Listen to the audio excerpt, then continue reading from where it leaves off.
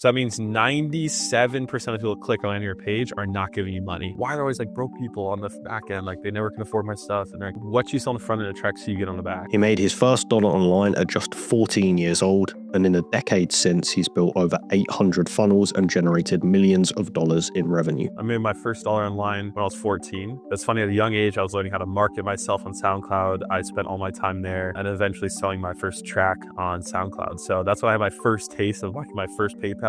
Today's guest is Josh Gavin, one of the sharpest low-ticket funnel operators in the space. Because I realized my skills, like you can give me a market, you can give me like a backend offer, and I'll architect the upsell path front to back to what will effectively lead people there. And in this episode, we unpack how Josh went from dropshipping and cold DMs to mastering low-ticket offers. So I got into dropshipping, launched a few of my own stores. I realized I don't have enough capital for this model. So I started doing freelance work for other e-com stores, websites, ads, and then I transitioned into SMMA because of Iman Gadzhi. The 5 offer formats he's seen convert best across almost every single market. Tools and templates, Evergreen challenges, paid case studies, 1 hour fast start masterclass. The 5th format is why most funnels fail before traffic ever hits them, and how to use low-ticket offers to fund ad spend, increase intent, and outspend competitors. The majority of your money is spent attracting people who will never give you a single dollar. Like when I launch a low-ticket funnel, I'm guaranteed to at least get some return on my spend. So if you want to understand how to build offers that convert, scale, and compound without relying on hype or high-ticket pressure, this is the episode for you.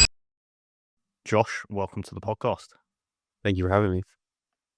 I want to kick off with your kind of backstory, because I think I saw your tweet the other day. You started in the online space when you were, 14 years old? Yeah, I made my first dollar online when I was 14. Wow. I actually didn't do it through info or agency or dropshipping. It was actually through SoundCloud. And I was actually selling beats to people on SoundCloud. So it's funny, at a young age, I was learning how to market myself on SoundCloud. I spent all my time there building my brand, connecting people through the DMs there. And eventually selling my first track on SoundCloud. So that's why I had my first taste of like my first PayPal notification. And then from there now I was like, okay, I got to get more of this. And so that's how I transitioned to everything else. So very random. Why did you stop doing the music stuff out of interest? You know, I have this principle that I believe in where it's like, if you truly want something, you'll go get it. Like if I'm thirsty, if I need water and I'm like very thirsty, like, and I'm in bed, like I'm gonna get out of bed, I'm gonna go get water and I'm gonna drink it. And so I just have this belief now where it's like, I don't know if it's through how God's created us. I don't know if it's through our characteristics and what we enjoy or how we were raised, but there's just certain things innately that we want and that we don't want. And so back then, I mean, looking back, I was like, I obviously just didn't want it enough. Like there's something in me that didn't care to be a producer, didn't want to practice piano more, didn't want all the things that came with it. I like the creative part of it. And there must have been a part of me that wanted some aspect of it, but at a young age, I was pretty self-aware to be like, okay, I don't really want this. I don't want the work required to get this. So let me go find something else. Okay. And what did you start off kind of transitioning into after that? So I started, I was thinking like in person, like what could I do physically? Because I was like, I want to make money. At the time I was homeschooled. So I was very blessed enough to be homeschooled by my mom, which was probably the biggest advantage I had because I had a lot of time. Like I could finish my schoolwork very early and then just spend the rest of my time learning how to learn.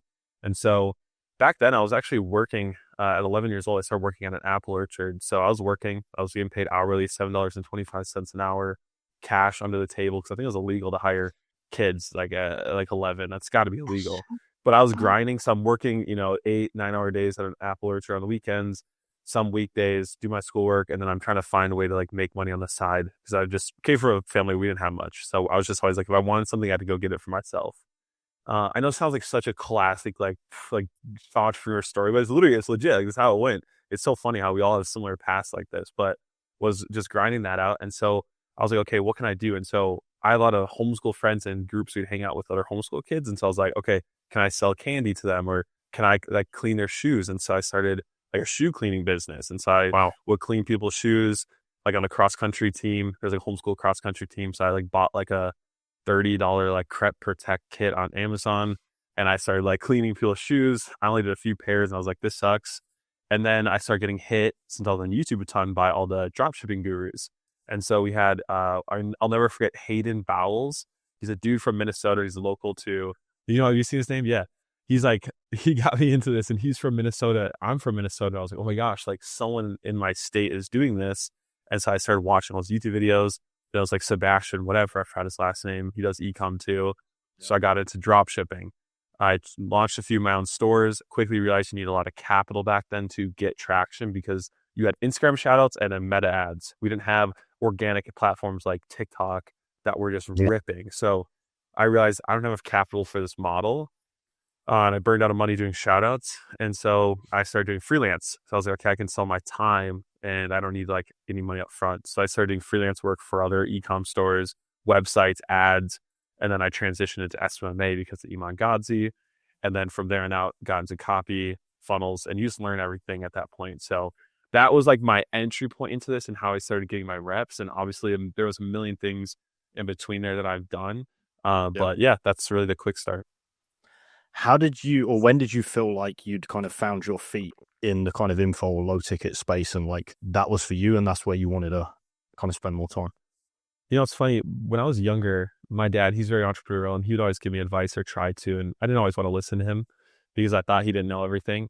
But back when I was first doing that, when I was getting to like info and learning how to sell things online, he always would tell me, he's like, Josh, like you should just create like a $60-ish product. You should sell it, but everyone can afford it. And then out of those people, like you can, upsell a certain amount to other stuff, but then you're including everybody and not just, like getting rid of like a huge segment of the market. I was like, no, dad, like Russell Brunson said high ticket. Sam Elvin said high ticket. Like, you don't know what you're talking about. Like Sam Elvin's is he's away. And like, I have to do what he says. Like, shut up, dad. And he'd always tell me this. But I'll never forget, like finally I took his advice and I like started doing low ticket for myself and was selling Google Doc PDFs with like a 1 hour call with myself. And that was like my first info offer. And so I started selling that. And then, fast forward as I got into like info and doing funnel design work for people, my first funnel I ever sold for, it was $1,500 or $2,000 was to a company called Piano for Producers, or I think it's Music for Creators now. And it's still running to this day. And it was a low ticket offer, no high ticket on the back end, selling piano like MIDI packs. And it was $27 on the front end. And that funnel quickly got to the 2 Comma Club. It's done multiple millions. They use that same funnel for all like same structure for other things on their catalog. And I'm sitting there, I'm like, oh my gosh, like this is crazy. And so over time, I'm slowly practicing it, but I never like dialed in and said, this is what I want to master. So it wasn't until like that was 2020 when that happened. So it wasn't until like 2023 when I really started dialing in and I was like, I'm only using this financial model and I'm only mastering this model because I look back and like all my successful offers were low ticket. I did one for Empowered Man Challenge as a marriage offer.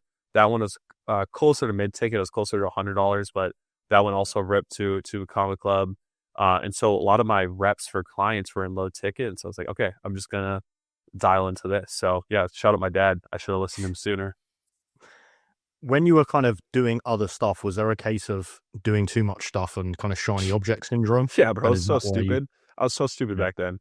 I like, it wasn't until even like 2 years ago when I actually started hanging around people that taught me to go deep and not wide with things. Because I was, for example, one offer I launched, my first info offer was called Cold Messaging Kings.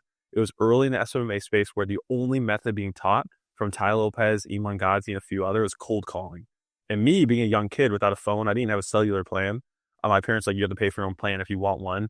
And I was being homeschooled, we were pretty sheltered, so I didn't have like a phone. I had Wi-Fi in the house, but I couldn't cold call. And I definitely couldn't go in person to local businesses. So I'm trying to build my agency, but I'm like, how do I get clients? And so I started cold messaging on Facebook. And so I learned it. That's how I got my clients. I mastered Facebook organic, and I started selling like I said, a PDF and an hour or 30-minute call with myself.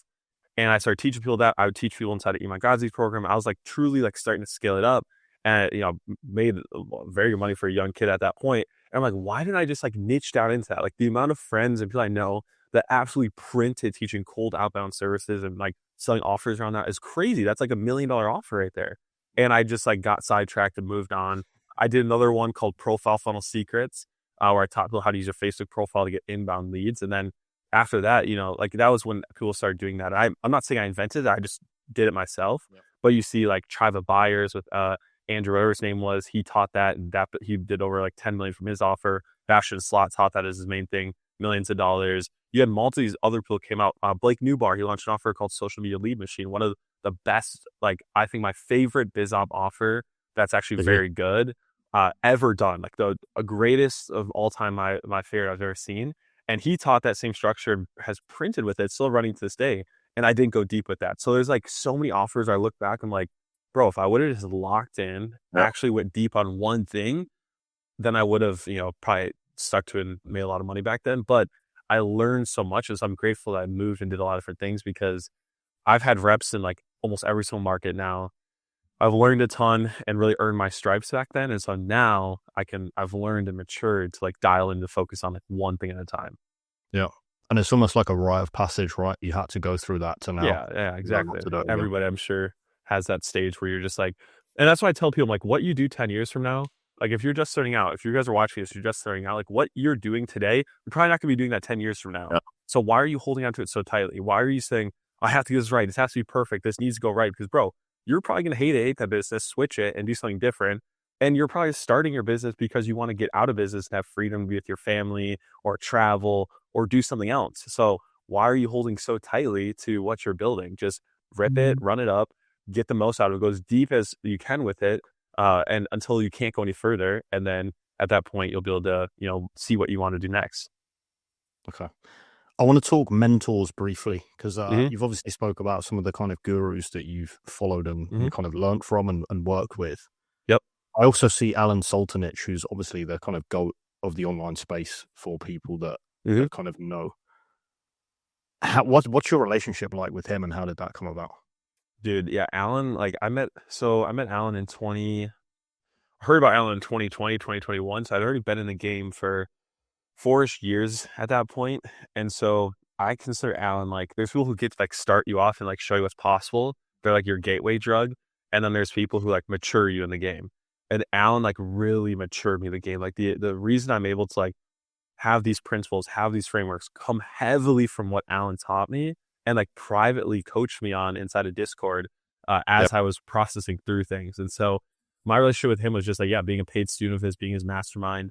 I'm not in it anymore at this point. I've consumed everything. Like I watched through all his calls multiple times. There's a point where like you need to learn, and there's a point where you need to take action. So I go through seasons where I'm like, okay, I try to absolve as much as I can from him. And then I go out and I go do it. And so like this summer, I was back in it to again, go kind of refresh everything, watch through all the calls again. And then I'm like, all right, I'm back to the trenches. It's winter time. So yeah, his stuff is legendary. And what I love about him is he doesn't teach a process. He teaches you how to think for yourself. And a lot of people can't handle that. A lot of people watching this, you might get hyped up and think like, oh my gosh, I'm going to go learn from Alan to go into stuff. But please do not join his stuff if you're looking for a process, a system, a business opportunity. He's not going to give you that. He's going to teach you how to think very deep. You're going to get overwhelmed and be like super confused and freak out like I was when I first got started. And so until you can detach and realize that he's teaching you how to think just as like psychologically, it applies to all areas of life. Like don't join his stuff. And so, yeah, it was definitely matured me in the game. He gave me like a lot of my self-worth and like boundaries when it came to working with clients and partners. Like bro helped me level up in that. And so, yeah, he's truly like, I feel like, there's gonna be a resurgence of the hype around him. Like he had his initial blow up and like, they're like, oh my gosh, like what is this? And now he's in the trenches building something. And when he kind of goes more public and if he decides to play the guru game and the expert game, like it's really going to take over. And also like the coaches in there, like the coaches he brought in are all people I've paid money personally to learn from and have helped a ton. Like Brandon with the CRO, huge shout out to Brandon. He's probably like, I would consider him like the next to Alan in terms of like just CRO and like someone who knows CRO is such a deep skill where you have to know everything about marketing. And so if you have friends who are in CRO, they're like some of the most valuable people to hang out with because they just like are professional guessers. They're professional guessers with a ton of data in their mind. So I love Brandon. Obviously Lauren with Facebook ads, like they have coaches now for everything in there. And so yeah, that was a huge like maturing stage for me in my business and how I operated. Is there anyone else that you'd put in that category of helping you with that kind of first principle stuff and the way you think? I got a huge shout out for Mark Lack. He's very like, not many people know. Do you know Mark Lack? Have you heard of him? No. Yeah, exactly. So Mark Lack, he was like pretty much like his biggest claim to fame in the info space is he was Tony Robbins like and Dean Grazioso's top affiliate 3 years in a row. Wow. And so very secret, like you don't really know much about him, but he was cranking, and he had an offer back in the day called Personal Brand Accelerator, which he actually exited. He was one of the, like, you always talk like info brands don't exit, or, or some people say like, I'm the only info brand that's exited, or people run their marketing campaigns on that. And I'm like, bro, what are you talking about? Like Mark Lack, he exited his private equity, huge multiple. He rolled that money into Bitcoin, just became a Bitcoin freaking millionaire. He owns a software company called Hero Pixel, which is like, if you've heard of like LeadFi or data enrichment, like he's one of the first in the info space with that type of service. And so he's just been a killer behind the scenes, and now he's working on, and we work on things together now, but he is just like one of those guys where he came to info space, made money, helped people, and then got out and like is just vibing. And so Yeah. he's really helped me in terms of how do I invest my money? How do I approach this game? How do I not get too attached to it? And he's given me like and how we met is a whole story there, but I met him at an event, and he really mentored me to like live below my means, don't flex, don't buy stupid Yeah. stuff, stop hanging out with these gurus, keep your head down, make your money in the space, put it into other things. And so now like we actually did a deal together where I published him and we did an offer together, and we ran that up, and now we work together, and he sends me a lot of the deals and the big creators he works with. And so, yeah, he taught me how to like my investment, my personal finance, and how to leverage this game to turn it into more. So I really look up to him, like his lifestyle and how he lives, married, he's young, has a kid, he's in the game, but he's not fully in it. Like he comes into the game when he wants to. And so he's not dependent on it. And so he's really like my role model for like the life that I want to live. Okay. Talking about kind of low ticket offers then now, I know that you've done, I think, over 700 different Yeah, I think offers. 800. Wow. 800. Yeah. And when I say 800, like what I do, so I started doing one-on-one consulting for people. I'd already done like probably 24-ish, 25-ish before I started consulting in different markets. And then I started doing one-on-one consulting calls with people because I realized my skills, like you can give me a market, you can give me like a back-end offer, and I'll architect the upsell path front to back to what will effectively lead people there. And a lot of Mhm. people, that's where they mess up. They think, oh, cheap Can thing on I the front end. can I just interrupt and ask, why do you start with the back end piece? Because it's like what you sell on the front end attracts who you get on the back. So a lot of people, like for example, in BizOp, because I don't own any offers running any BizOp, but obviously there's a lot of people that do, and I consult and I've helped people on it. But like in BizOp, people are like, why are there always like broke people on the back end? Like they never can afford my stuff, and they're like, it must be meta, it must be this. And it's like, bro, on the front end, you're selling like crazy claims. You're using language of like start a business instead of being a side hustle on top of your existing job. You're using languages of like quit your 9 to 5 instead of add it to the top of your corporate job. Like it's all messaging and what you're selling, how you deliver it. You're selling a product that someone who has a job, who has money, wouldn't have time to go through. So you're immediately pushing away everybody who could afford you on the back end. So that's the same with health, wealth, relationships. What you sell on the front end affects who you get on the back end. And so that's really my strength, and like in my team, how I still operate is architecting that path so that effectively leads the right people to the back end who are primed and ready to purchase your back end offer. Because if you Mhm. mess that up, like it's over. And so yeah, almost every single market other than like weird like woo woo or sex or gambling or trading offers I've done and have built inside those 800. And so in my Zoom account, I just have hundreds of Zoom recordings of these calls with people, my Typeform onboarding, like hundreds of onboarding questionnaires. And that's just been in the last, like it'll be my second year doing these. And so yeah, but I've seen pretty much like every big loyalty offer that's running right now. I've seen the math behind, and obviously there's some, not every, but most of them well-known ones. And so, yeah, just tons of reps. So yeah, would love to share findings from that or I whatever want to get questions you into have. it. The first question I have is what you just said there. So in terms of attracting the wrong people, is that mainly down to the messaging, or is that mainly down to the offer that you're doing on the front end? I think it's for sure messaging, starts with messaging. Then it comes down to how the product is being delivered. And then, yeah, I guess like messaging offer for me, messaging offers combined, like it's very similar, like how you frame it. And so a lot of it though does have to do like packaging, like how you frame it, especially with low ticket, because you have the wave of like do ebooks, and we're talking about ebooks, but I'm like you, Jordan, like when's the last time you've bought an ebook from cold traffic on ads and read the entire thing? Never. Never. And so it's like we got sold. Some BizOp dude came out, probably said years ago, sell ebooks because it's easier for people to make and then AI can write them. And we think that's the best offer to sell. It's like, sure, it's easy to put out there. but it's not what people want to necessarily buy or consume. And now the market knows their upsells. They know the good stuff's in the upsell. They know the courses in the upsell. They know the templates are in the upsell path. So they either Yep. just reject it, or in their comments are like, "What's the upsell?" Or they don't buy it at all. And so, yeah, for sure, messaging what you're saying, and then how you package it, how you frame it. Like instead of like, there's really and I'll pull this up too. I talk about, there's like 5 offer formats I like to use. I call them the 5 winning offer formats that I run for low ticket, that I found are like the highest converting and work the best. And so let me pull up I have a doc here. Where is this? Okay. So there's 5 different formats that we run that you guys can use that I find are really, really good. And so the first one is tools and templates. So this works super, super well for markets that want like I would even say like B2B markets. So if you're going to B2B and these people don't have time to go through education, they want another course, they just want like a tool or a template, Yep. great for that. Another good market is if you in your process, there's nothing truly new or novel about what you do. Instead of making up a new name, a new unique mechanism, when at the end of the day you're just freaking doing a VSL funnel, stop calling it like a 5-minute fly. Like, bro, shut up. Just go out there and sell templates on VSL funnels, and then stack your case studies as proof. And so lean on status and speed of implementation. And that offer works super well. So tools and templates is the first one that is very easy to do and works super well. There's an OG offer called 7-figure email system, I think it's called, as one of my favorite tools and templates offers I ever saw. It's no longer active. You can find it on Wayback Machine.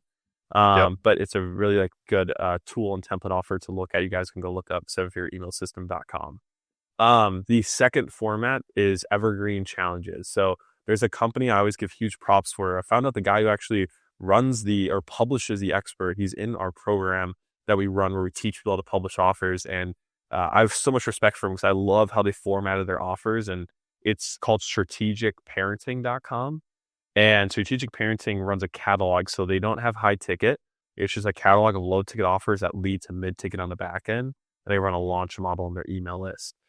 And their offers, like they do these, can I share my screen? Like, is that cool for this format? Or Yeah, please do. Yeah. Okay, I'll share my screen and just show you guys like what I love about their stuff. I know, shout out to you on strategic parenting. I know I'm doxing your offers, but it's already well known. So, but yeah, so you go here and they just have a site. But if you go to see products, I love how they have these formats where it's an evergreen challenge where it says like 28-day, get your kids to stop yelling. Like, just go find it routine, 28 days. So it's timeline focused. It's an evergreen challenge. And how they deliver it is actually through email. So you can see here, you get 28 days, you get one tool to implement every morning. So it's very action driven. So for our health offers, like that I'm running, that we push, we run this model where it's like 7, 14, 28, 21 day, one thing a day that they need to do to get the outcome. And the format is they deliver these on email. So it's not even a course, it's not videos, it's just through email. And so it's very easy to launch this type of format and run it up. And so they're a student I've been trained by Alan Sultanich, so shout out Alan as well. But that's it. Evergreen challenges. If I had to pick any, I would pick Evergreen challenge for sure. Like if I'm picking any format to start with, I'm doing an Evergreen challenge, because guess what? You're not necessarily saying that in 28 days your kid's gonna stop yelling or whatever like that, right? We're saying over the next 28 days we're gonna give you tools to help with that. But in your customer's mind, what claim are they making up themselves? No. That they're going to get a result in 28 days. They're saying, 28 days, and they're connecting. So all of a sudden your customers are making up their own claims in their head that make the product seem more exciting. So I think the best format is that even like today, like live challenges still rip. Like they absolutely print. I know a dude in the real estate market, just talked to him and they just ran the same challenge every single week. And like I saw the revenue jump from 200 to 300 to 400. It just kept going up. And now that like last month they did 800,000 from their challenges. So the idea of a challenge or workshop or boot camp, whatever you call it, where it's daily implementation and action, is very, very appealing to people. And so that's my favorite format. If I had to die in one hill, I'm using that one. The other offer format we do is a 1-hour fast start masterclass. So, Okay. it's just a masterclass. So there's an offer I did, called, I'll share it here, called High Ticket Accounting Masterclass. Let me share my screen. So this is a High Ticket Accounting Masterclass. And it's just I told the dude to film a 1-hour masterclass. and it's $27 just teaching his process, pretty much like a course, just without it chopped up. And that's all it was. And so we sold that for $27, just him sharing the screen. And this offer has been running for almost 2 years now. And in the first 12 weeks, we had I think we spent 12 grand on ads and did almost 100K in cash in the back end, like Ascension. So, Wow. yeah, it absolutely ripped off the bat just first 12 weeks with it. And their via sell funnel had a CPA of like 2K, for like a high ticket client. And then with this low ticket funnel, we got it down to 1K. So we cut their cost per acquisition for high ticket in half using a low ticket funnel. So that's the format. If you guys like, how do I do like a masterclass? It's just like a 1 hour training. It's designed to get someone from 0 to 1. So if you teach a model, like if you're teaching a model of like a business model, like this is a business model where you're changing your pricing, that's really good. So if you have like a model or a unique mechanism, it's almost like a webinar. So you literally just like create it where it's just like a webinar. You could take Russell Brunson's perfect webinar script and then sit down and teach them like how to do it. Another one I did, this is one of my other really successful offers that built one of the biggest school groups at the time. This one was a masterclass as well with Jeff Miller. And so it was a really short, ugly page. And we got his school groups, like, I think he got almost like 100,000 a month recurring on the back end from this one. And again, it was Wow. just like teaching him a model. It used to be priced higher. He's since lowered it, but this one was all over people's feeds for a while. And we were selling, hundreds and hundreds of units a day. And so, yeah, when Jeff talks about some of his low ticket he's doing, this is one of the first ones we got to rip. And it was super janky. This is an ugly, like terrible, terrible funnel. This terrible, terrible, terrible funnel, but a great product, good messaging. Like what really sold this, if people like wonder why this offer do well, it's this line right here. People were copying our 4 to 8 margins. Nobody realized that the real secret behind his offer was the fact that you could fulfill your work in 30 minutes for your clients. That is what people hate in the agency space. And now I'm leaking it to you guys. So if you're doing agency, don't just sell getting clients, spell speed of fulfillment, because if you speed up fulfillment, you have more time to get clients. So that's what deep down people actually want, but nobody really got. So shout out Jeff, great product. Great offer there. The next one is a paid case study. So the case study, Jeff's almost is like a paid case study, I guess I would call it too. But you literally instead of making claims to your clients and saying like, here's how you can do this, just say, here's how I did it. And then you can like, bro, you can't go and say, here's how like you can make $1 million, but you can say, here's how I made $1 million. Yeah. And I'm not saying you're going to get this, but you're just going to see how I did it. And so you can go out there and have bigger numbers on your funnel and be more compliant. And so it's just the same as a masterclass, just walk them through step by step how you got the outcome, record it and sell it. That's it. Don't overthink it. Document it, slides, Google Doc, how you did it. So that's the other format. And then the last format, the fifth format, is a done for you personalized offer. So I do this for my offer right now. This is more of a middle of funnel offer. I don't really like it for cold on the front end unless like it's mass market. Like I got this idea from Rudy Maurer. He did like a 97 done for you ads thing. And so that worked because like ads very generic. I try to do it with low ticket. We found it's not that good on the front end. Like the conversion rate's like 2% or something. It was just too much of a lift to try to sell. But I did it for like a low ticket offer. So it's just like done for you where we like give people an offer and I like manually fulfill on this for 97.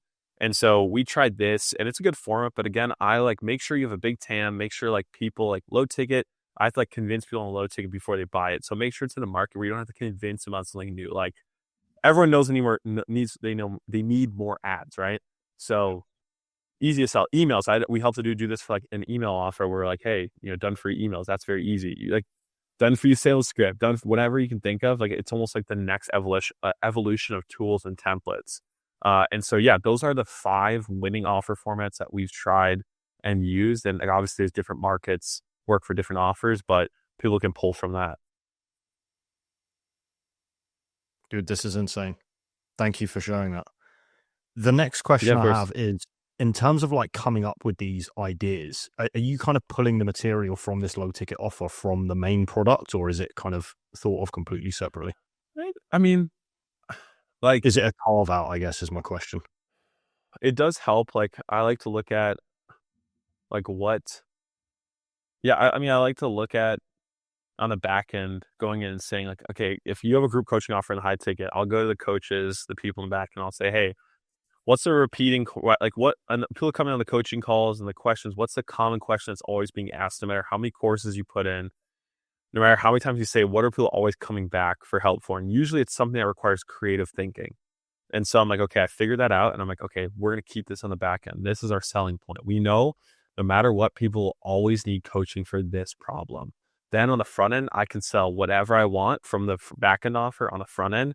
So I know it's going to lead them to needing the core problem on the back end. Does that make sense? So let's say it's like I like if it's like drop shipping. I know for drop shipping offers on the back end, people always need help with their ads. It's always an ad issue. How do I scale my ads? How do I run my ads? How do I write? So on the front end, I can give them Shopify templates, email, I can do everything. I can give them the courses, how to find the product. That's why you give all that on the front end, because we know on the back end, they need, like, we can't, and it's not like unethical or it's like, why aren't you giving it to them? It's like, dude, I can give them a course on ads, but they don't freaking get it. They still run into issues. Everyone's unique. They need the coaching on the back end. Yep. So one of the easiest ways is just like figure out what is it people need on the back end always. Then on the front end, you can just lay everything out. Okay. So the front end almost has to solve or create a problem which is needed by the back end product. Yeah. Alan had this line. It sounds pretty like bad. And so I think we reframed it. Or like, I think you call it like getting them aware of their limitations. But Alan had this, we always joked, it's called leading people to limitations. So it's called like leading people to limitations. But I think it's like getting them aware of their limitations, because most people, like, they aren't aware of them until they are. So it's like getting them as quick as possible. So yeah, your low ticket offer, like, it should get them a milestone win. It should help them win. You are not, like, we had a guy, he has a 14% refund raise. This guy came to me, 14% refund rate on the front end offer, which is crazy. And it's because he's not giving them enough value in the front end product. And he's like, what should I do? I'm like, bro, give them what you promised them. Like, if you're telling them you're going to get them an outcome, like, give them everything they need to get there, and then just make your back end offer different, better than, or like help them get the result faster. And so your front end offer should give them everything. Like our health offer we have right now, and is like, people get insane wins from that offer. Like, they'll win and then they'll be like, I want more from you. Not everyone does that. Like, not everyone will go through your product, but the people who do, they better be able to get a result from it. So don't like gate stuff, but strategically lay it out so that it leads well to the next thing. Okay. Can we back up a stage next? And I just want to ask you, what would you say to people that are kind of unsold on low ticket offers? Why wouldn't you, or why do you go this route instead of not just running traffic straight to the high ticket or the main thing? So with the VSL funnel, think about it like this. Well, also, so like, first off, honestly, if you aren't sold on low ticket, like, don't do it. It's a way harder funnel to run. There's multiple steps in the funnel. If you are used to a 3-step call funnel or a 2-step call funnel where you just get to, you don't have to think about much. You're just trying to book calls. You don't have to be that advanced of a marketer of messaging. You just need to have a really big claim, a really big guarantee, and a calendar page. Like, if you want that life, 100%, do not get into low ticket. You are not built for this. You will not be able to do well with it. And I see so many companies who make millions of dollars a month with a VSL funnel. They try to do low ticket, expect it's going to be as simple as a call funnel where it's just a few steps, and they give up. So one, I'm not going to try to convince you unless you were like sold on like cracking this. But obviously it's just like the economics, dude. Like with the VSL funnel, if you look at like the percentage of paid, like, who will hit on your VSL page or click your ads or like, get on your VSL to buy is like 1% to 2%, 3%. So that means 97% of people who click on your page are not giving you money. So all your money is going to the people who aren't giving you money. A majority of your money is spent attracting people who will never give you a single dollar. So why not run a funnel that gets some of your money back? At least, like, when I launch a low ticket funnel, I'm guaranteed to at least get some return on my spend day one. With your VSL funnels, we're running VSL funnels, you are guaranteed to make $0 day one return on that first click. So like, even if I'm at a 0.5 return that I'm not liquidating, I'm still making back 50% of my ad spend day one that I can reinvest into the model while you're making back $0. So who do you think is going to be able to outspend the other? Yeah. I mean, Dan Kennedy, whoever can spend the most to get a customer wins. Okay, if you're constantly waiting for your 7-day, 14-day sales cycle in a VSL funnel, you're dealing with refunds, low close rate, people don't show up for the calls, whatever it is, bro, person with a low ticket funnel is going to outspend you. And so, yes, VSL is quicker. Like, you can get the cream of the crop of the market who just want to pay you right away, but eventually run out of those people. And I do believe, like, it's nice to have both functions where you do have like a direct call funnel, but like with our low ticket, the way we run it is front end offer, 3 order bumps, book a call. So it's just, all we're doing is adding in a sales page and order form before our VSL funnel. So I'm still booking calls. But I'm getting paid to book, like, we're getting money back for those calls. So second thing, your sales team is going to love you more. Every single sales team that we work with, like come in, like they want to be on the phone with people about the low ticket, higher show rate, higher intent, actually a customer already. Like who do you rather talk to? Someone who's paid you $0 or someone who's paid you $50? Yeah. Like I don't know like why we would argue or any, like if you want go to your sales team, ask your sales team, go ask them that question and they'll tell you. So that's another big reason. It's just like the intent, like the show rate is like some like there's a VSL call funnel and they have like a 50% no show rate. 40% no show rate is very normal. 30%. And for us, like we get to 20% no show rate, we're like, what the frick is going on? Like something's broken. Like we need to fix something. So yeah, that's another big thing. Economics, the intention of the leads, the reinvestment model. And then overall, like you're including the market, you're giving everyone an option to get a result. You're building a better brand. You're not excluding the market, you're including everybody. So you can get more market share because you're going to own a bigger list. You're going to own more customers. You're going to have more of their attention. So brand wise, I also think it's better. Okay. You said there the kind of low ticket model is more complex than, let's say, a call funnel. Why is that? Well, think call funnel, you just have a really direct offer on the front end. Hey, I'm going to help you get this result, this outcome, apply. You go to the VSL. You can have a 5-minute VSL. Just say, hey, here's what we're going to help you. Here's a bunch of results. Here's a bunch of testimonials. Here's our offer. Apply, book a call to apply. So everyone's applying knows there's an offer. It's very direct. Sure, a lot of people drop off, but that's it. When it comes to low ticket, it's like, all right, on the front end, you have like your ads, obviously. It's almost like e-commerce where you're selling a product now on the front end. So the prices in the ads usually. You have a front end funnel that you have to optimize. So it's like the funnels I showed you. There's headlines. There's much more to it. There's a VSL on that page. So now you have to optimize for how many people add to cart. Now you have to optimize the order page for how many people actually purchase. Then after they purchase, you now have to optimize for a VSL funnel like the other one. So it's just more steps, which like you can get to work, but it's just more steps versus like VSL. It's like direct to app or it's an opt-in page. So it's like very easy to get someone to opt in versus getting someone to, purchase a $27 product. But it's definitely not that daunting because getting someone to pay you $17 or $27 isn't that hard, but like the metrics just change and there's just more steps involved. So you can't go into it expecting it to be anything like your call funnel. Okay. And have you seen kind of any industries or product types where this model just doesn't work? I think higher, like if you're going after like corporate, super high level CEOs, like they're probably not going and buying those types of offers on Meta. They want the VSL, they want the direct offer. So, but if you're, B2C or smaller B2B, where it's like a solo entrepreneur, smaller team, much better, or like a solo operator. But if you're going after like corporate and crap, like, bro, you're probably not going to get them. Like, or if you're like some crazy niche product where your TAM is really tiny, like if you have a small TAM, meaning like a 10,000 billion market or 100,000 available customers, you probably want to run low ticket. You might as well just go sell a really high price thing to a few amount of people. But if you're in a big TAM, then you're fine. So I think those are the only times where I wouldn't do it. Okay. And then in terms of mid-ticket products, how do you view those? And are you kind of using those as part of the upsell to kind of ladder people up? I used to do front end or bump, then like $200 upsell one, 97 downsell, and then get them to book a call. But we've just scrapped that entirely. Like, there's just too much drop off. It's literally front end product, 3 order bumps that add up to $50, and then book a call. That's it. And then on the back, sure, I have downsells on the sales call. They can downsell people into a mid-ticket offer. Or we could run webinars on the back end to a mid-ticket offer, but it doesn't exist on the front end. Okay, so is that because it's almost too much friction in that kind of sales process and getting people like the only like when you have someone buy a product, they buy the order form, they go to upsell one, only 20% of those people like will convert. That means 80% are saying no. So they go to the next page. So now the micro commitment they gave me was a no. So now they said no in their mind. So 80% of people are saying no. I hit them with another product.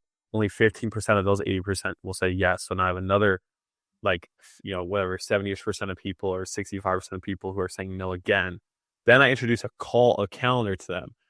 When 65% of the people said no to me, does that create good intention for them to say yes to my next thing? Probably not. And so we saw a huge drop off. And most people, they know their logins are going to their emails. So they just exit out. They just go to their email inbox. So we just keep it very straight to the point. Let's get them on the call. And then I have seen some people test doing upsells after they book a call, but then they get on the call here close and like, I just bought like 5 products. Like, why do I need another? And it's like a way harder sell. So it's just confusion, lower intent, and it's more work for me. I'd rather just run a 3-step low ticket funnel. It's way easier. Okay. And what's the thought process or the benefits of low ticket on the front end versus mid ticket? I mean, it's a game of like low ticket is inclusion. So the higher price you go, the Okay. more people you exclude. Okay. So Makes sense. I want to include everybody. I want everybody to be able to give me money because the people who think about it, the people who, so when you have a low ticket funnel, people who don't take order bumps in the funnel, we see don't usually buy the high ticket offer. But the people who will never buy a high ticket offer are still giving us money to reinvest to go attract the people who will. So I want to include everybody because they're helping me fund my ad spend to go attract the people who do want our high ticket offer. They're my crowd. I'm crowdsourcing and crowdfunding. They're funding my ads. So I want everyone. I'll let everyone. I'll help everybody. And then I don't care if you don't buy our stuff. Like you're just helping me afford to go spend to go get the next people. So Okay. I want the whole world to help me go get my clients. I don't want just a few of them. I want everybody to give me money. Is there any risk that you're kind of repelling people that would have otherwise bought the kind of high ticket thing off the bat? Risk. I mean, there's some people like the higher level people who just want like the direct outcome right away and don't want to go to the low ticket. They understand that like there's something on the back end, so they zoom through. They just like go through and they reach out. What's your highest level thing? They know we're not running a business on like the $17 product. Yeah. The market's like totally sophisticated now. And so either way, it's like we have brand and they see us out there and like our ads and everything. So they're just assuming like, oh, this person must be legit. So they can DM us or hit us up or email us if they really, really want something. And then sure, like we have companies where we run both. We have a call funnel and a low ticket and they run at the same time and they scoop up different segments of the market. So I don't believe in a game of like either or. I think economically the low ticket always wins. But in terms of what people want, just have all of them. Like we're working on a quiz funnel now. So we're going to try a quiz funnel because we think, oh, this would be cool in our market.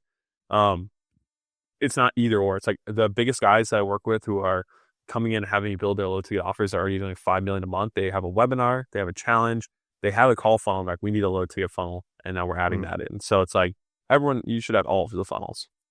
Okay. I want to talk order bumps now. So you mentioned having 3. Yeah. How do you think of those and kind of how do you help people build those out? Yeah, easiest ones: tools, templates, swipe files, or like they are very specific on like core problems that like people need. Like it shouldn't take a whole entire course or very hard for them to understand. It should be really quick on like how this adds onto the front end. So it's just like a bonus. But for example, like with the high ticket one, it's a masterclass, and then the bumps are like packaging templates. How do you package your premium pricing? And then there's a template for like a sales script. How do you sell a premium package? And then that's it.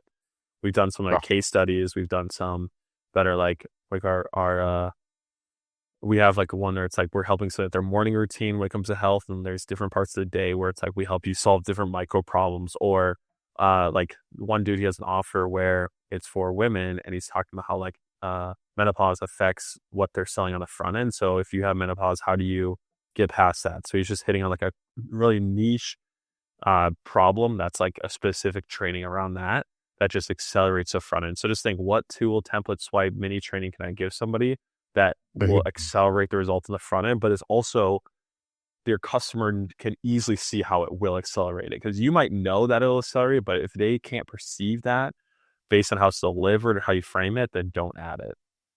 Okay. And are you showing these just as kind of cart bumps, or are these separate landing pages? And these are just like on order form. Just check 3 boxes. Okay. Very good. And then, sorry, just in terms of numbers, did you say before kind of 20% take rate is what you expect there? Bumps are 40 actually. Like I can look. Yeah, I can look at our. And if you have any data you can share as well on the kind of front end low ticket products, like front end is like these days you want 3% to 5% front end from page views to purchase on the front end. That's very normal. Okay. Nice. It used to be higher back in the day, but things have changed. Just zooming in, 2.5% front end conversion rate. Order bump 1's 56%. Order bump 2 is 34%. Order bump is 28%. Wow. So that's on one of the offers there. I can look at our other one. Order bump 1 is converting at 31% on one of the other ones. Order bump 2 is at 29% month to date, and order bump 3 is at 37%. Last month, I think we had better stats. Our order bump was at, they're on like 30% is what they're hovering around. So I do have some, like on the Jeff Miller one, we had like 60%. I've had some that are like way higher, but Yes. yeah, order bumps are the easiest thing to sell. Like they're the easiest part of the funnel, but you don't even have to, you can like make up stuff and add a checkbox and people are clicking that crap. Like you don't have to really think about that too much. You'd have one What, sentence, one line. what are you pricing these at, just roughly? Usually like it's 17, 27, 37, or like 17, 37, 47. It's like around that range. I want them to total add up to like over $50 or over $70. So you guys mess around with that, but they're no lower than 17, no higher than 47. Okay, so you're getting, if everyone selects everything, it's kind of a cart size of almost $100. Yeah, you could get, it's like if everyone, yeah, AOV. And then like after like percentages, like our AOV for one of them is like sometimes they're close like $50. So like we have one like $42 AOV. And then our other one is,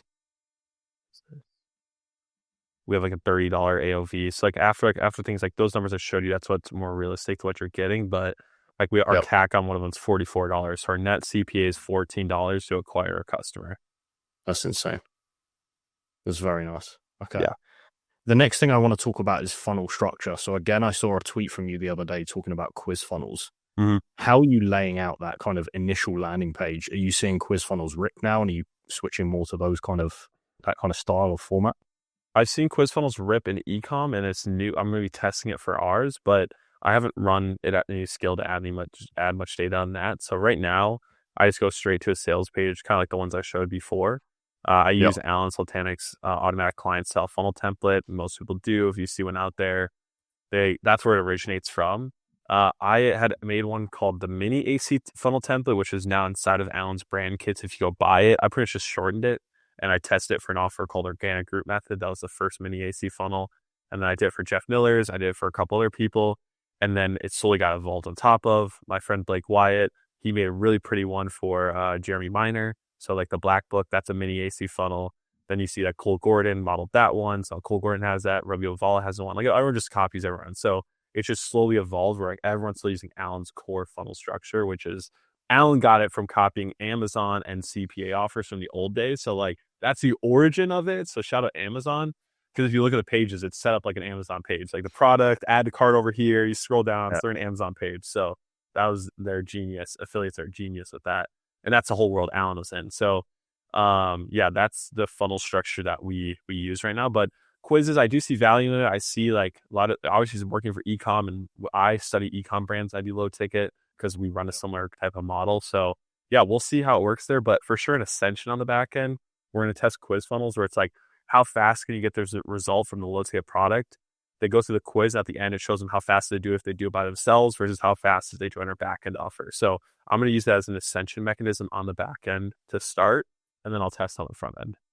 Okay. And what other ascension mechanisms have you had the most success with? Outbound setters, emails, activation webinars every other week or once a month. Just the course, inside the course, having options there. And then, yeah, really like emails and like webinars. And then obviously organic, like low key, like we try to push our people into our organic system as fast as possible. So if we have YouTube, Instagram, we're always trying to get them to see our status there, because if you have status on organic, it just triggers a whole different, like it shows you a real it's just the follower count and like status organically, like you'll never be able to replace that. Like it still will always trigger a feeling in people's mind. And so I still believe like organic, like you'll have a lot of people like watch you organically for a while who come back later, who initially came from your ad, but needed to see more of you. So they may never like log into your members area, but they'll watch your YouTube videos because they're already on YouTube. They're already on Instagram. So I just feed them back into our organic system as fast as possible. But how do you think about kind of going after them straight away with setters, for example, versus, letting it cook for a while, pushing them towards organic and content? We always go right away. Like, if they aren't ready for the next, like our backend offer is not just like more of the same thing. It's always helping them get the result better, faster, easier. So it's just like another upsell. So there's always a situation where it makes sense for the customer. Not all of them will say yes, but we'll always go after them, present it to them in a way that benefits them. So you could do it like implementation call, where you have a book a call with a setter where it's like get onboarded. That's very common. Or you can do like direct VSL. Like right now with our health offer, we do direct VSL. They know what the offer is. It's just a VSL funnel. Friend is an upsell, book your call. Very, very clear. And then there's a lot of people that do like the onboarding style calls, but that just requires a higher team of like volume. You need more setters. You need your setters to be okay dealing with people who will never book because it's just low intent. You have to be okay with lower show rate. So the math like works both ways. It's just what are you willing to put up with? Okay. So you're almost saying use the organic content as a downsell if people aren't ready, and then some of them will Yeah, come back. feed them into they'll go like show them you're real, show them you're legit, show them you have a brand. Like Yeah. because people think like I used to think and believe one of my principles was like the real sales process or mechanism in your low ticket was your product. But then I realized most people don't log in your product. Most people don't go through it. So I'm like, great. No, that doesn't work. But then I realized people were watching our YouTube videos. They would click our emails. They would look at my Instagram stories. So I realized, okay, no, like the product does help for like the 10, 15% who actively go into the members area. But the other people, let's feed them into the platforms where they're already hanging out, where they can't help but avoid us because we're going to pop up in front of them. Okay. Do you have any stats on the kind of take rate on the upsell initially and then over time? So when it comes to like from low ticket front end buyers to high ticket ascension, like going to the back end, you're looking around 3 to 5% ascension rate. So 3 to 5% of your low ticket buyers should go to your back end. If you're new and you're refining things, you're dialing in the sales process, and maybe you're on 1 to 2% for the first like 60 to 90 days. Like be okay with that, and it'll get better over time, and things will start to compound. And then the average window in which they convert is anywhere from like the average, it can be like 14 to 21 days. Some people have it longer, some people less, but that's like, average. And then we have some like the other day, we would do like PIF like 3 days after buying the load ticket. And so like, that's just like the average. You combine everything. I don't know what the median is. I don't know what, but like and also like, it depends how aggressive your sales team is too. Like we don't run a very aggressive boiler room business. So we're not like pushing like crazy. But I know some people are very aggressive, crazy claims, not that compliant, who get people in way faster. So just depends how pushy you want to be too. Okay. When you're launching a new low ticket offer, how quickly do you know if it's working? Is it literally same day you know that it's kind of hit? I can't remember the last time I do remember last time. It was 3 years ago when I launched a low ticket offer and it got 0 sales, like day one. Like that's like off the bat, you have to like not pay attention to stats because Facebook's gonna give you the best clicks, the best buyers, and it's gonna rip off the bat. So when do I know? I mean, I go off like metrics of 1,000. Like I don't optimize how 1,000 page views on whatever step I'm going to optimize. So I just wait till my front end has that many, and then I see where the drop off is, whether it's my order form, my book a call, whatever. But yeah, like you definitely know. I think some people get so scared they turn off their ads and they're not liquidating, which is a mistake because you don't always get liquidation. So focus on ascension. Overall, are we getting people on the back end? Okay. And so on that, should you be shooting for profitability on the front end, or should you kind of view it longer term? I don't, because I want people on the back end, because it's like, sure, I can optimize, get a few more bucks, break even, but then again, am I adding in more resistance to the back end because I'm getting more products? I'm like getting like I know people that do it, and you can for sure, but I just like, for me, I'm optimizing for calls and ascension because that's where I get the most cash. So like strategic parenting, they optimize for AOV maxing, as we call it, because they don't have high ticket on the back end. So it just depends on your model. If high ticket using most amount of cash the soonest, might as well optimize for that versus trying to get a few extra dollars on the front end. If you're doing recurring on the back end, you need AOV max because you have to wait till that picks up. Yeah. Okay. But overall, you would recommend kind of zoom out 30, 60 days and look at the full funnel cycle. Yeah. Yeah. A lot of people turn out their ads too early and they go back and like, wait a second, full funnel, like, in a like a 1 month, 3 month window, we are really profitable. Like because it compounds. Like you're getting these buyers in, like they come in later and it starts like compounding where like it just works so much better. Like the math just looks great over a longer time. So, okay. Can we talk scaling now? So once you've got it kind of up and running, you've seen you're profitable. What's next? What are you doing to scale these funnels? So we launch it, you validate that it's selling. So you're like, okay, front end, let's just get people in the door. That once you have people coming in the door consistently, you have a baseline, like, okay, we know our CAC is pretty consistent at this point. It's not swinging. Then I look at our back end ascension rate. So we start optimizing for ascension. So then we focus on the front, then we go to the back, and we don't care about the front. We just keep that going. We start focusing on, are we ascending 1 to 5% of the front end buyers to the back end? If we're not, we keep focusing on that. Well, obviously you can increase the ads if you want to, but it's not aggressive. The second we're confident in the sales process, our focus goes back to the front end, and we're going to pressure test the back end. So now the front end is volume. So like right now, one of our newer offers, I told the team, I'm like, all right, we got to go like volume now. Like we got to go, we got this based on like, let's double, triple spend, like get the creative to the point where we can handle that. and we need to go from like 15 units a day being our baseline to 50. And so it's like, to get to that point, we're spending $50 to our CAC right now. We need to be spending at least 2,500 a day. And right now we're at like $1,000 a day. So I was like, we need to double our ads and see how the CAC holds up. So that's where you start pressure testing how high your CAC goes up. But usually you can, keep it down just by having good creative production. So right now my team is like building up a huge vault of creatives as we're about to start into the new year. And so we're always developing new creatives, videos, statics, both, like it doesn't matter. And getting ready for that, because we just need enough creatives to keep up with that amount of testing. So that's usually my priority. How I think about it is validate that people are coming through. Now people are coming through. Are they going to the back end? Once we're confident in that, meaning we're in our KPI, let's pressure test the front end, because now we've seen more volume. We know they're going to go up. Let's go there. And then we have like allowable like CPAs we set for like what we based on our ascension rate to the back end and our CAC. Like we have allowable like net CPA that we're willing to spend, that we know, hey, if our net CPA on the front end is, like one of ours, like $62, as long as if we spend $62 net CPA, we're break even on the back end. So anything before that, we're making money. So let's just keep pushing it until it hits that, and then optimize it if it, goes past it. Okay. So this is very much like the ecom model. Yeah. For scale. Literally. Yeah. And like, I don't really care.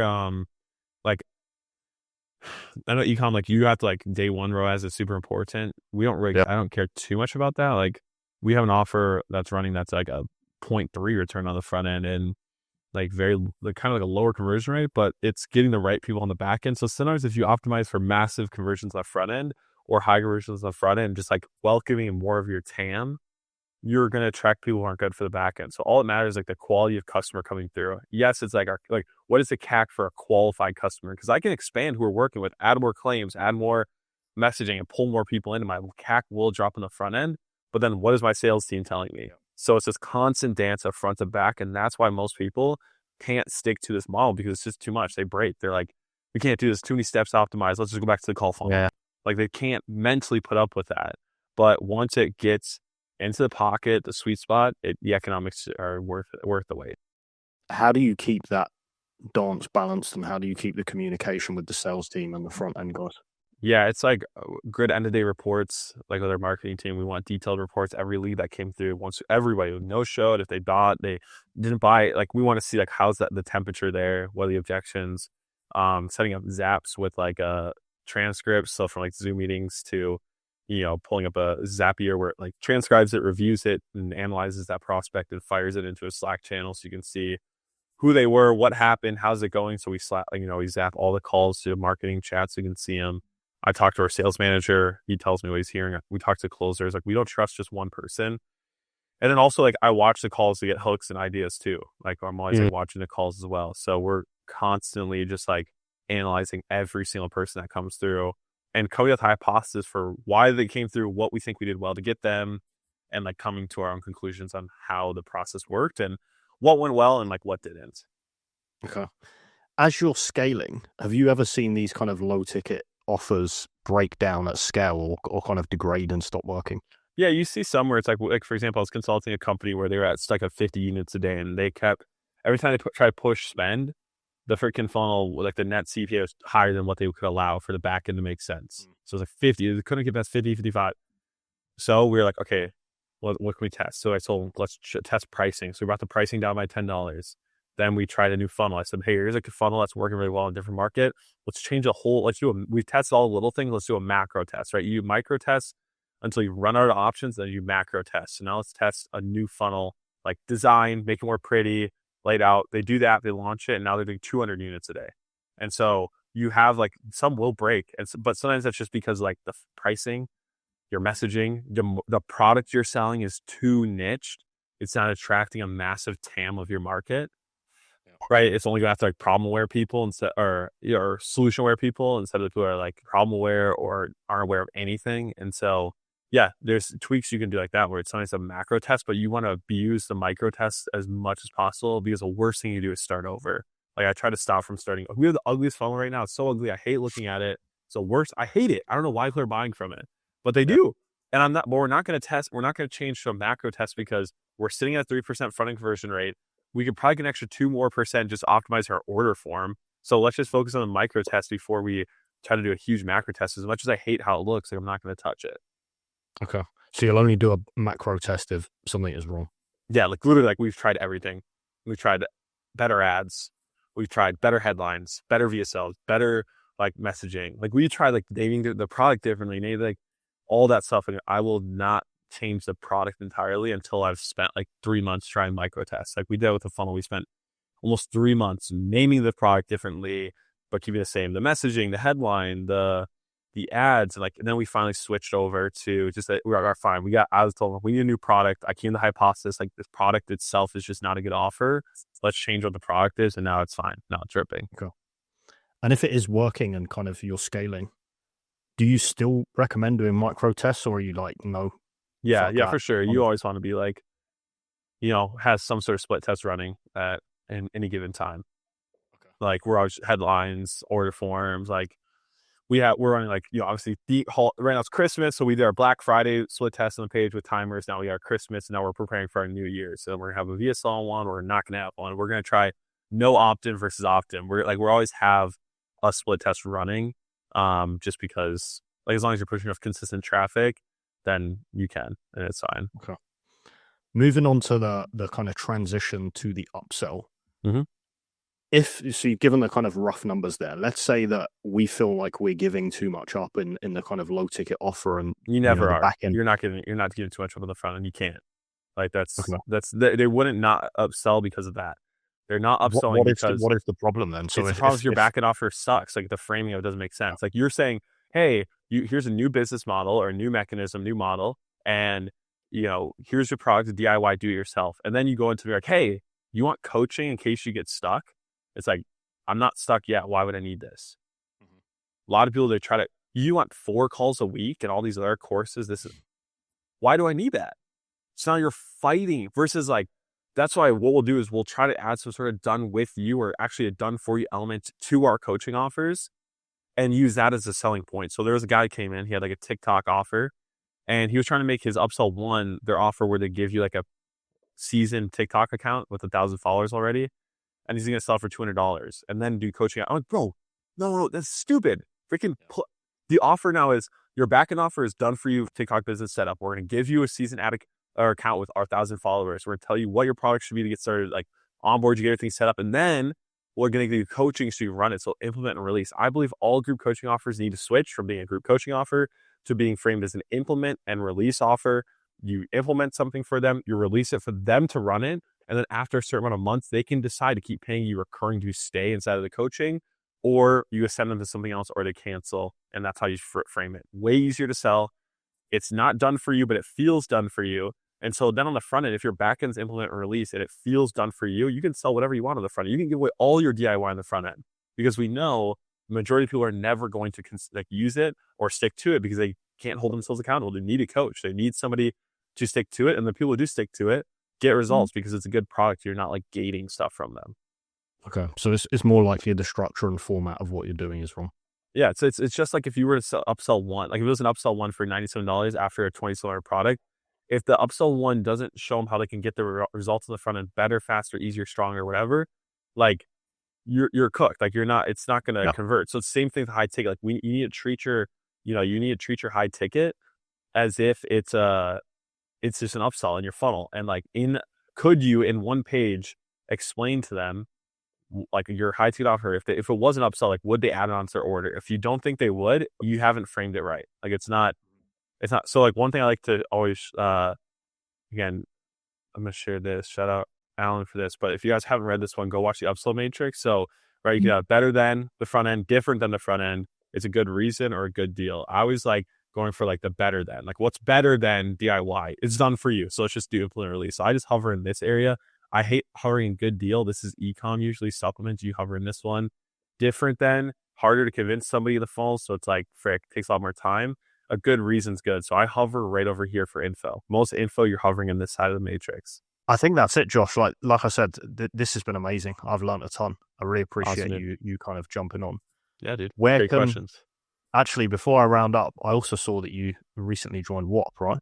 Yeah. I run a WAP University over at WAP. So we're helping all the customers over there just make more money on the platform. Because WAP, I mean, they don't charge you for their software. They're just based on payment processing fees.